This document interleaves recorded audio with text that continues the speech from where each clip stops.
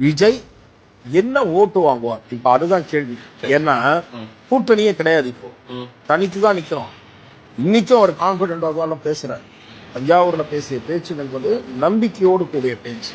அப்படிதான் நான் பாக்குறேன். தனித்துதான் நிக்கணும்னு சொல்றாங்க, தனிமையில தான் நிக்கணும்னு சொல்றாங்க. அப்படின்றது உங்க பாரு. அவர் டே ஒன்ல எதிர்பார்த்தார் சார். ஒரே சீமான் தனித்து போட்டு ஒரு டீசென்டான பத்திரிகையாளராக, மூத்த பத்திரிகையாளர், ஊடகவியலாளராக நடந்து கொள்ள முயற்சி செய்யும். ஏன்னு சொன்னா எந்த ஒரு தலைவரையும் குறைத்து மதிப்பிடாதீங்க. நாளைக்கு எங்க கொண்டு போய் மூந்தியை வச்சுட்டீங்க.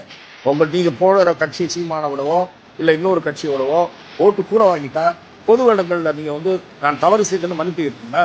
மன்னிப்புனா தவறா கணிச்சேன், என்னை நான் திருத்திக் கொள்கிறேன்னு சொல்றீங்களா? கேலி பேசாதீங்க. அதை தவிருங்க.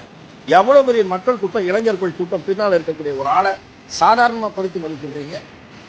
கட்டுக்கடங்காத கூட்டம் ஓடி வருது. போலீஸ் தடை, பேரிகேடு எல்லாத்தையும் உடைச்சிட்டு ஓடி வர்றான். எந்த தலைவருக்கு இருக்கு? 300 ரூபா கொடுத்து 200 ரூபா கொடுத்து கூட்டம் கூட்டுறாங்களே, அந்த கேவலம் உங்களுக்கு தெரியாதா? சாப்பாடு பொட்டலமும் 300 ரூபாவும் கொடுத்துதானே கூட்டம் வருது. அது இல்லைன்னு நீங்க மூடி மறைக்க முடியுமா? திரு எடப்பாடி பழனிசாமிக்கோ, திரு மு.க. ஸ்டாலினுக்கோ, திரு உதயநிதி ஸ்டாலினுக்கோ 300 ரூபா கொடுத்து கூட்டம். இங்க அப்படியா?